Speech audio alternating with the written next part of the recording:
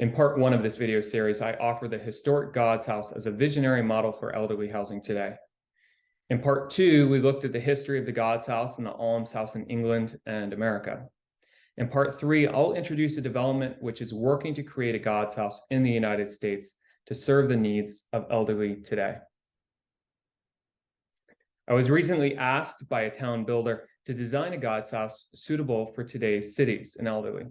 So we sat down and talked about what are the key characteristics of Godshuis that need to be brought from the historic form into the 21st century in America. This is what we came up with. First, a demarcated opening to the public realm, right? That entrance is so critical to the experience of Godshuis in Bruges or Hofje in the Netherlands. To the nested garden courtyard, which is what you enter into from the public realm. And then three, the durable brick homes that form that courtyard, and durability being key to that.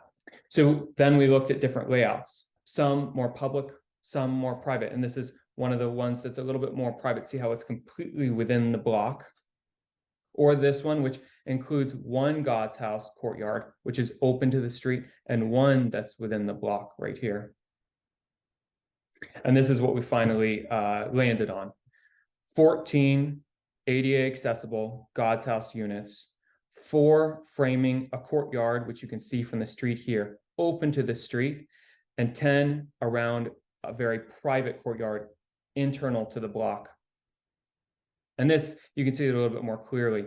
The Godshuis is a form that's foreign to today's streets, today's culture, today in the United States, the way we build. And so having Godshuis open to the streets makes it clear when you walk past what kind of development this is.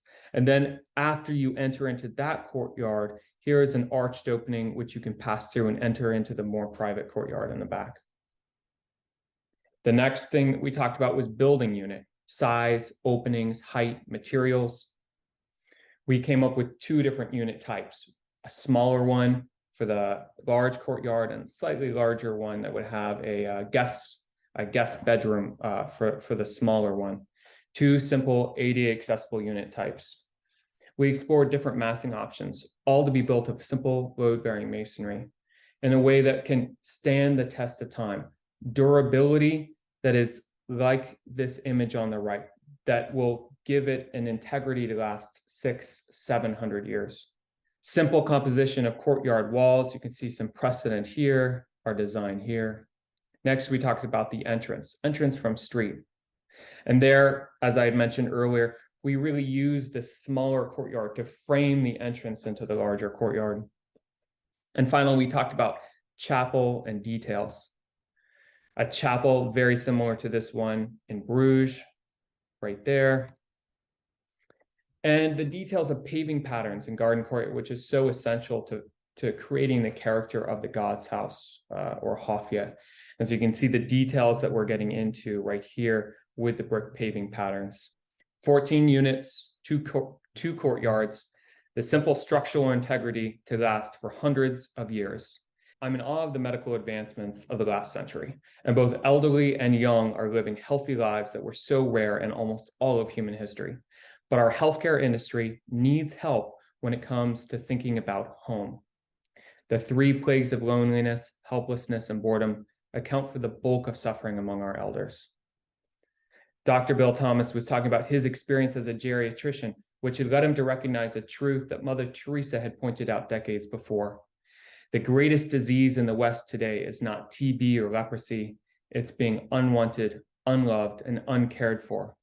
We can cure physical disease with medicine, but the only cure for loneliness, despair, and hopelessness is love. There are many in the world who are dying for a piece of bread, but there are many more dying for a little love.